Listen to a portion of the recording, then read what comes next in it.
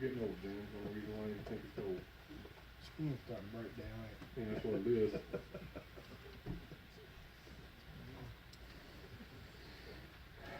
It's good to be back in the house of the Lord. It's good to be fellowshipping. It's always good to joke around games. I ain't got a whole lot for you, just a short little thought.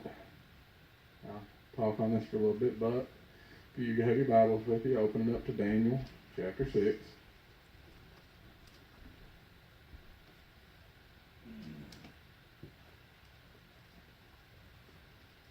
I'll read you the verses that I have. I'll go back over the setup for it and then tell you my thoughts on it for a little bit.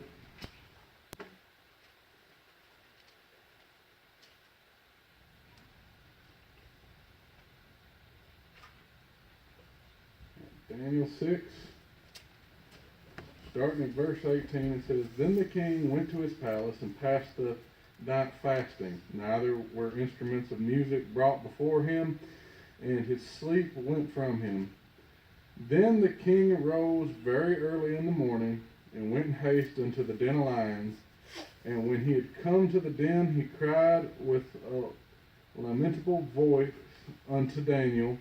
And the king spake and said to Daniel, O Daniel, servant of the living God, is thy God, whom thou servest, continually able to deliver thee from the lions? Then Daniel said unto the king, O king, live forever. My God hath sent his angel, and has shut the lions' mouth, that they have not hurt me, for so much as before him innocency was found in me, and also before thee, O king, I have done no hurt.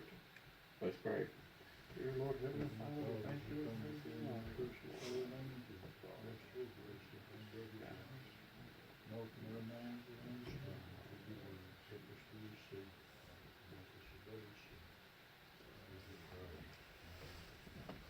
Set up here. Think on this.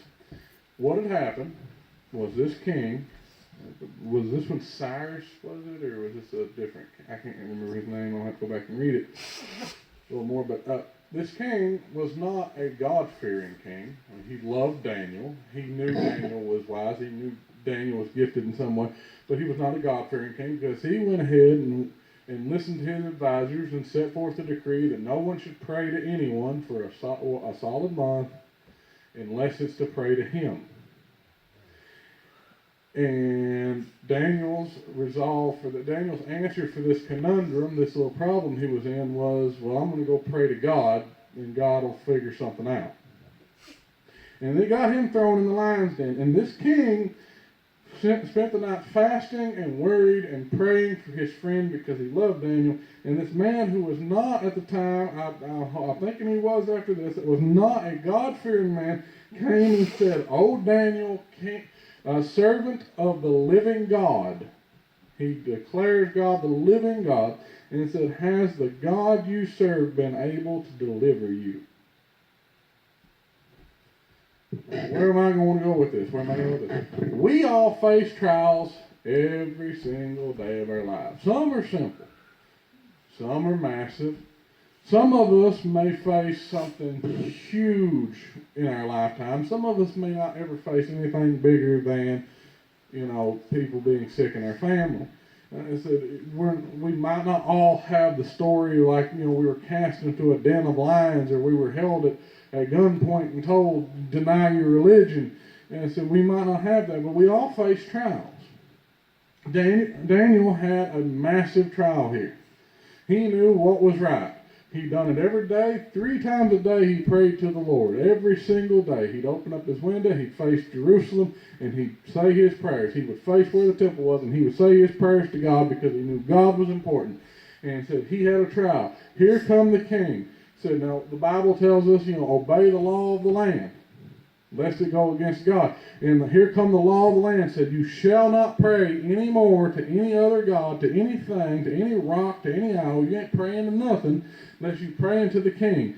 And Daniel said, well, I know what the law of the land is, but here is my trial. What shall I do? I'm going to pray to God. And he reached to God, and this was his answer. And what happened He was judged, he was betrayed by these people who did not like him, turned in and cast into the den of lions. This king tried his best not to throw Daniel in there, but it was part of his decree, and even the king was bound by the rules of the words of the king. And he threw him in there, and Daniel, I do not believe, ever went kicking and screaming. He didn't. He didn't go kicking and screaming. He went along willingly. He's like, okay, this is what it is. And said he stood firm on the word of the Lord.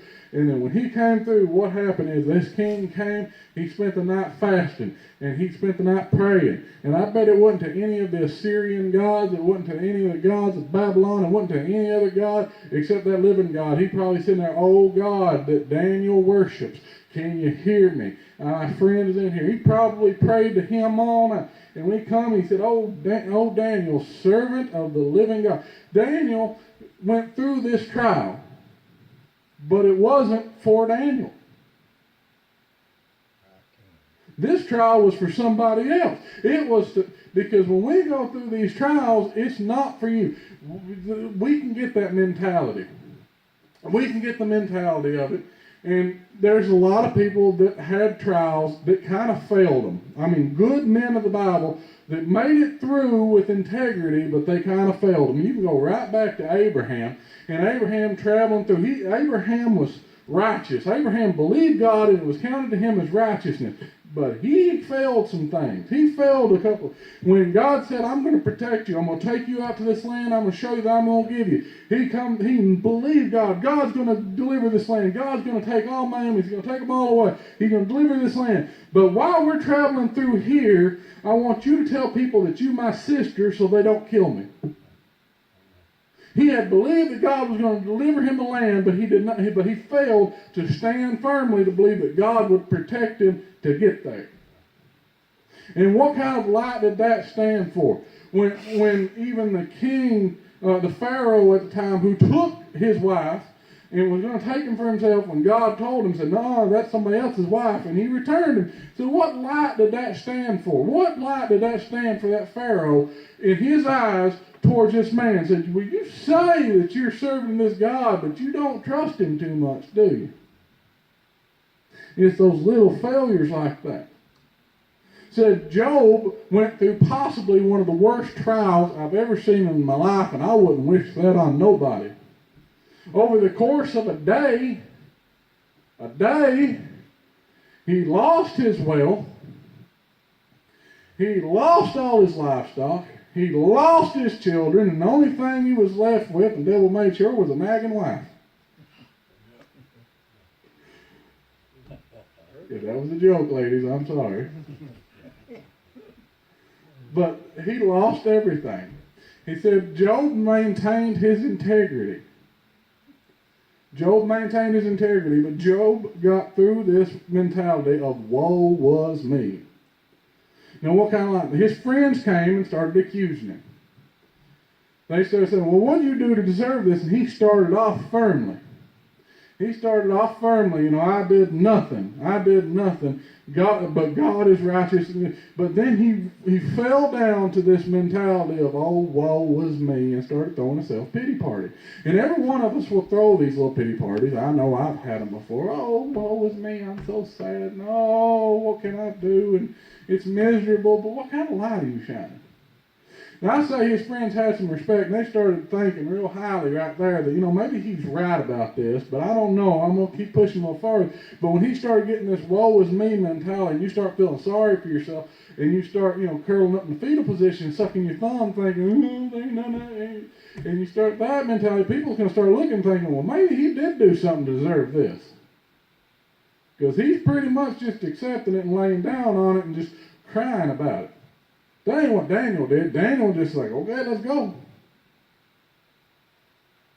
Shadrach, Meshach, and Abednego, they had a trial. Said, you're going to bow down and worship this or you're going to die. They didn't bow. And the king said, why didn't you bow? I said, because we don't care to die, because our God can deliver us. And even if he don't deliver us, still ain't done it. That was the mentality. They didn't have a self-pity party. They didn't whine. They didn't cry. They didn't lay down. They just told it how it was. My God has the power to deliver me. But even if he chooses not to deliver me from your hands, if I die, I'm still going to die worshiping him not you. But even the greatest of kings has a little problem.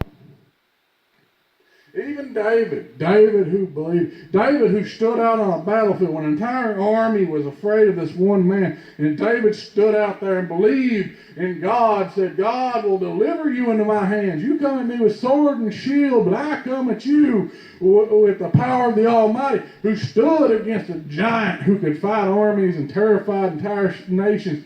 And he believed him, but when he was fleeing from Saul and he got to another king's place, and this man, this king, this warrior who slew tens of thousands, who was the greatest warrior and blessed warrior, looked around and thought, well, God can't protect me, and he played crazy. Started foaming at the mouth and acting all nuts, and they're like, get that guy out of here. What kind of light did that shine? Kind of light that he put off. They said, well, this is what God does for his people? Drives them into insanity? That's what we want to do. We want to try to talk our way out of the situation. We don't want to rely on God on it. So when the trial comes, we're big talkers more often than not. And we'll say, I'll stand with God there, and we're Peter. Lord, I'll follow you even on to death. And God's like, you're about to test that out right fast. So Peter's declared, I'll follow you even on to the grave. And God tested him real quick. Right there when he's standing in the temple, ain't you one of his servants? Nope, I'm not.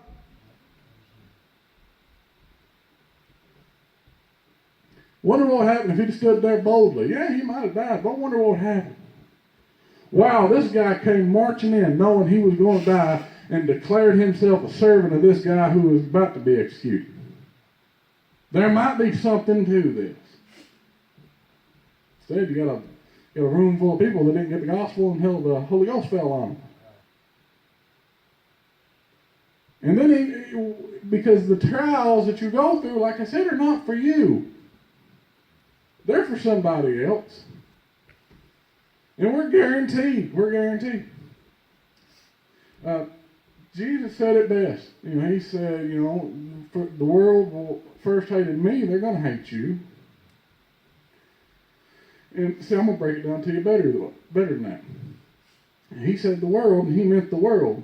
Well, the world belongs to Satan. He owns this. So he wanders to and fro, looking for whom he may devour like an old lion, He's looking for somebody to take down. And the world does not like Jesus because Jesus offers hope. And that's the one thing Satan don't want anybody to have is hope. So when you leave the world and you go to Jesus, you've made an enemy of the world. And yet you act shocked when the world comes against you. Paul said, be not surprised that these fiery trials come upon you. Aside from what the fiery trials do for you, what do? They build character, build faith. They build that one thing that none of us really want to have, patience. Ephesians 6 says, gird yourself up. Put on the armor of God, the breastplate of righteousness,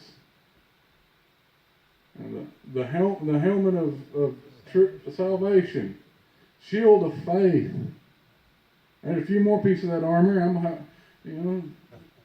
I can't remember them all. I'm not guaranteeing that I know everything word for word here, but it says, put your armor on.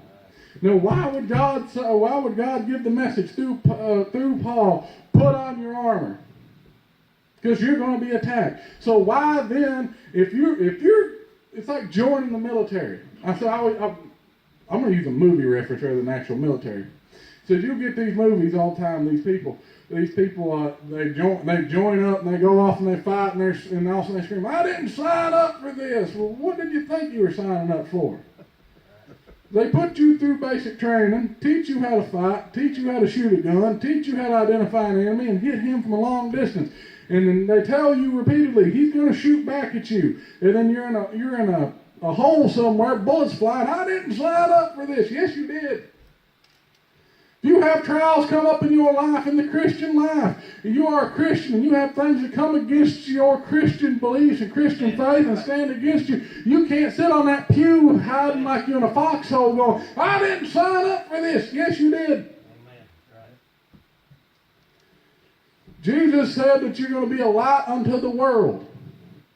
I love using this reference right here. It said, but from 3 football fields away, in pitch black darkness, the human eye can see a match. You can light up a match, and in perfect darkness, from 3 football fields away, you can see that. That's what we are. We are that little match in a dark world. People can see us. That's what we're meant to be. We're not meant to be. Now, I'm not telling you to go out and be that showy Christian.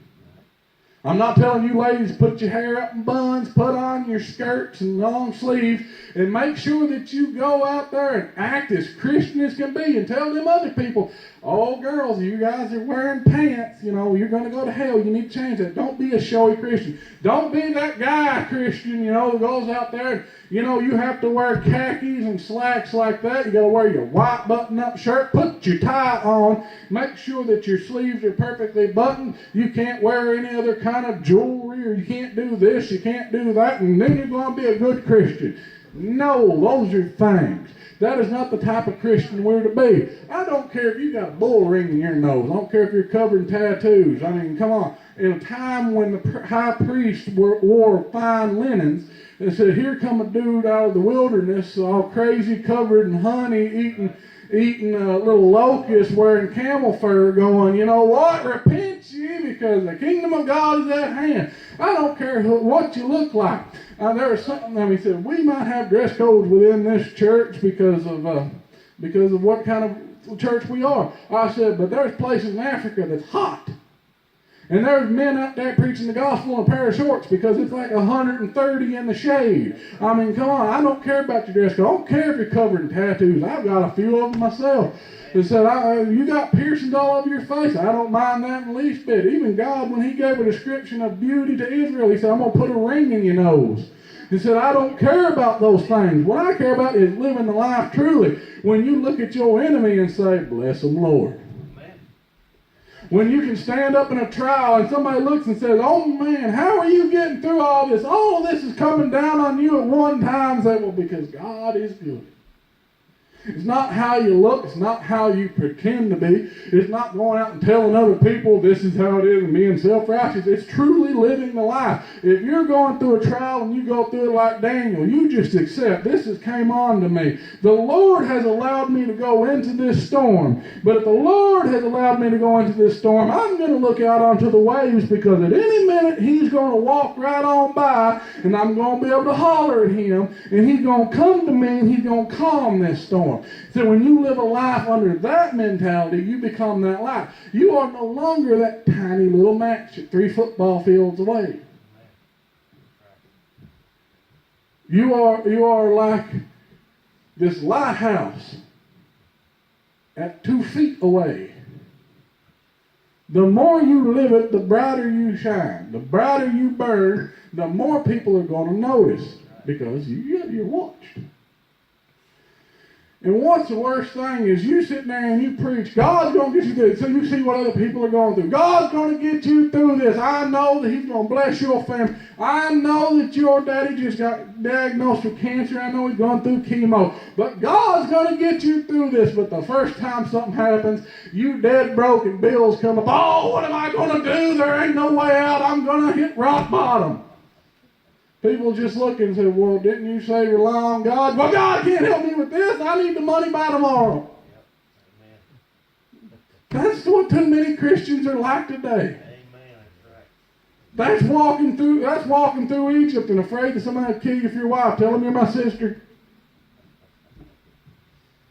That's God may have let me slay a giant. God may have let me kill 100 Philistines to earn a wife. God may have let me go into battle and slay 10,000 of my enemies. But right now I'm surrounded by about 40 and I don't know how to get out. So I better act nuts because God can't get me out of this situation. That's putting God in a box and saying what God can and can't do. I prefer to live on faith. I like the idea of living like Daniel. And I'm not going to say I'm perfect and I can do this every time. I've had a few of them Job woe is me moments. Anybody who say they ain't, it's a liar. I've had them.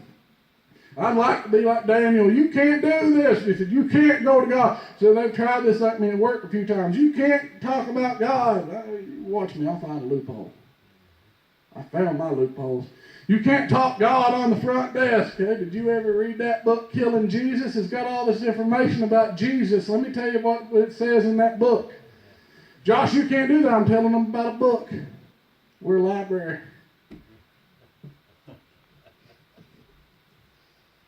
My loopholes. I'll find a way. I want to be like Daniel. I want to keep living. You tell me I can't do something, I'm still going to rely on God. I want to be that man that believes God when the worst trial comes up and the storm's striking and tornadoes ripping my house up, and I'm like, Lord, I'm still in your hands. Bless you. Because somebody's going to look, not at me, but the faith I had in God and going up to the very end. Like David was preaching on, he said, I'd like somebody at my funeral to look and say that was a good man of God. But he had faith in God. Not because of me, but because of God. When he had belief in God, there has to be something there for him to have held on so tight. Because this king, and I keep thinking I want to say his name is Darius. There you go. So Darius said he saw it. He called out to it, "O Daniel, servant of the Most High God." He saw the faith of Daniel. He knew there had to be something there. And especially when Daniel lived it and believed it and went to the lion's den and then told him plainly, he said, "My God." He did not take credit for it. He didn't say, "Well, my faith has saved me." He said, "My God, of whom I have served, found me innocent. And he sent his angel to shut the lion's mouth." Now, when we come out of our trials too often, now I'm going to finish this up right here in a second. And when we come through our trials, too often we're more than happy to take credit for it. Don't get me wrong, we'll be on our knees that entire time. We'll woe is me in public, and in private we'll pray, "God, you got to help me." And then when we come through it, it's like, "Yeah, I know I got myself out of that scrape."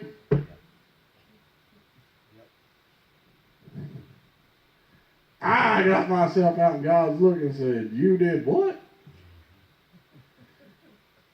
And that's a scary situation to be in when you start taking credit for what God does, because there was a man that did that. Moses stood right there in front of the congregation of Israel. "Do I have to bring you water?" God's like, "Who provided the water?" Bad idea to start taking credit for what God does. Basically, it boils down to this. I want to talk about the trials. I'm going to give you a quick recap, and I'm going to call it done. Gird yourself up with the armor. Hold up your shield of faith, because as Paul said, this shield, when the fiery darts come, when the fiery darts come, when the fiery darts come, not if, when. It can quench them. Don't be surprised because stuff comes against you. You just made an enemy of the whole world. They don't like that. They don't like deserters. It's kind of like the old days in the military. The old days in the military, they hung deserters. "You deserted, we're going to kill you now." That's what the world's trying to do. "You deserted this army, we're going to kill you." And God's like, "Well, you're in a new army. Well, I gave you some weapons." So the world is going to come against you. Do not be surprised because the world has come against you. When it comes against you, when the trials strike, do not go into the woe is me attitude, because why did I deserve this? You probably didn't. But it ain't about you. Somebody out there is asking God for proof that He exists. And God's like, "You know what? They're not. If I let a hedge down around them and let the devil attack them, they're going to be destroyed, because they will not yet give themselves to me. They deserve it. They'll just go ahead and lay down and die.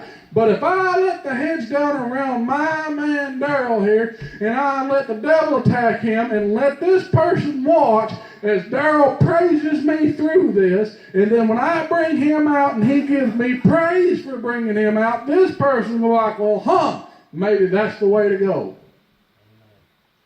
It ain't about you. And that brings me to the last part. When God delivers you from the trial,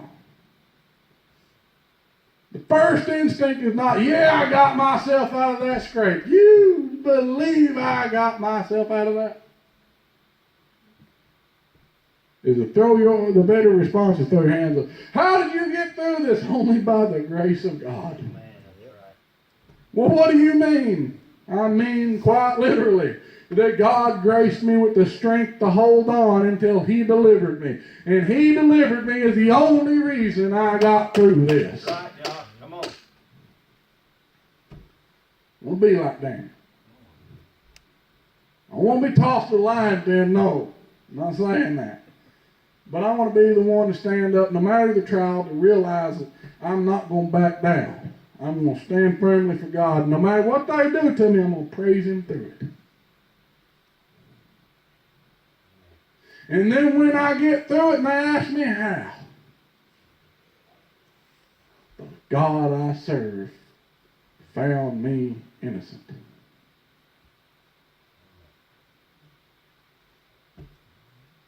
I want to be like that.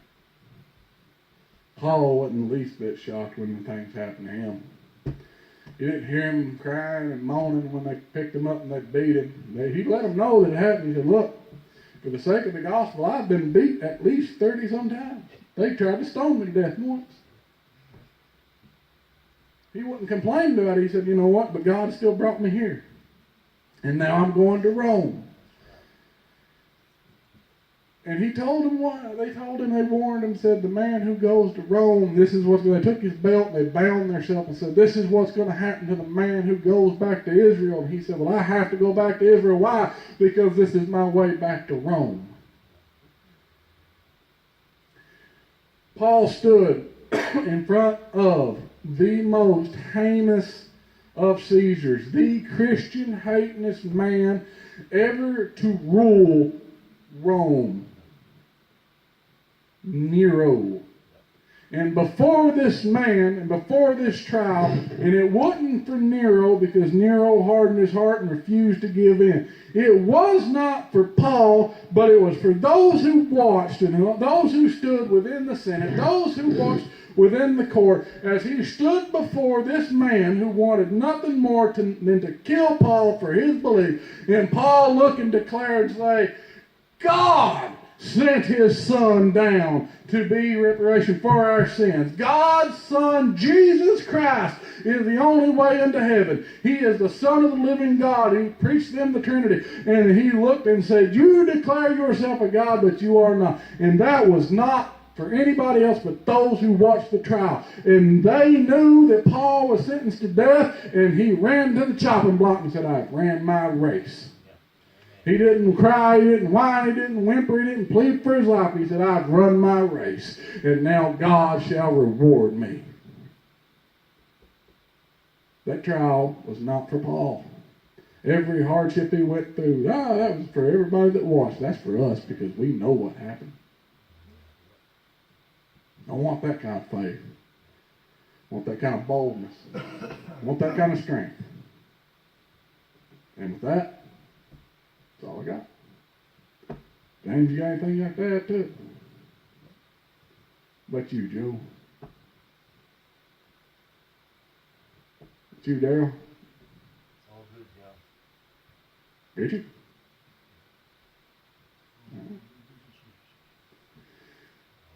Ain't got nothing else. I'll just play some prayer.